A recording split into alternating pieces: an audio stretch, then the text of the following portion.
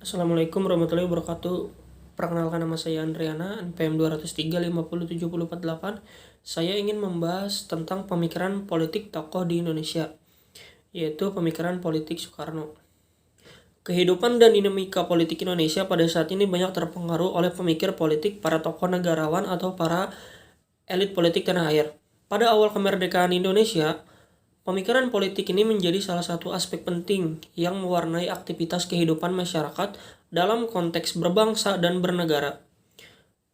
Pemikiran politik dimaknai sebagai bagian atau dasar dalam filsafat politik. Karena itu dapat dinyatakan bahwa dalam setiap pemerintahan dan kekuasaan pasti terdapat pemikir politik dengan masing-masing pemikiran politiknya. Hal ini akan mewarnai kehidupan masyarakat Indonesia dalam kehidupan politik. Dari sekian banyak tokoh pemikiran politik yang ada di Indonesia, saya tertarik untuk menjelaskan salah satu pemikir politik dari banyaknya tokoh yang dianggap masih memiliki sebuah sejarah dan masih relevan dilaksanakan atau diimplementasikan dalam kehidupan berpolitik di masyarakat tanah air ini. Tokoh pemikiran politiknya, saya akan menjelaskan tentang pemikiran politik Soekarno.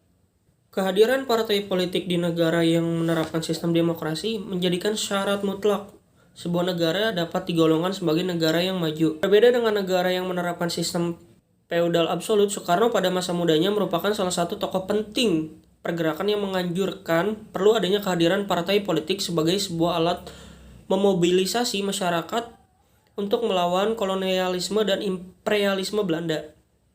Sebuah keyakinan politik diwujudkan dengan mendirikan Partai Nasional Indonesia atau PNI pada tahun 1927 di Bandung.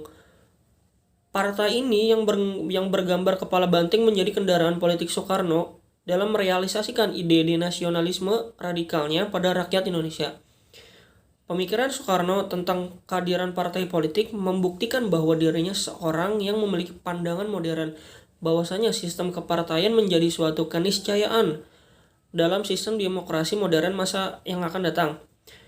Tetapi sistem kepartaian yang diajukan Soekarno untuk konteks ke Indonesia menurutnya haruslah sistem satu partai. Bagi Soekarno, demokrasi tidak harus diterjemahkan sebagai sebuah pemberian kesempatan kepada masyarakat untuk membentuk partai sebanyak-banyaknya. Kondisi sosial ekonomi bangsa yang baru lahir menjadi alasan mendasar mengapa partai tidak diberikan sebuah tempat atau ruang dalam kehidupan politik di Indonesia. Bahkan Soekarno merasa langkah yang paling bijak adalah hanya dengan membentuk satu partai negara yang tugas utamanya mewadahi segenap potensi bangsa dalam matras jalan menuju kemakmuran bersama. Pemikiran Soekarno tentang sistem kepartaian tunggal ini menurut Franz Magniuseno sangat dipengaruhi oleh pemikiran Lenin yang sukses membawa partai komunis menjadi pelopor revolusi di Rusia.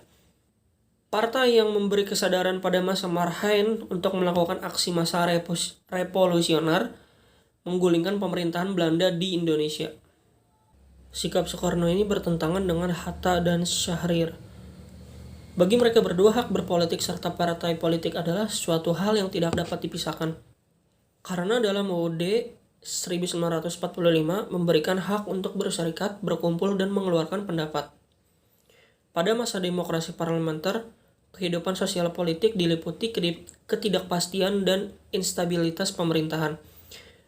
Situasi ini mengundang keprihatinan Soekarno. Menurutnya, kekacauan politik pemerintahan diakibatkan adanya penyakit kepartaian yang menghinggapi elit-elit politisi, baik yang berada di lembaga eksekutif dan legislatif. Penyakit kepartaian menurutnya ialah berupa sikap keengganan untuk melakukan rekonsiliasi serta menempatkan persatuan di atas kepentingan kelompok atau golongannya.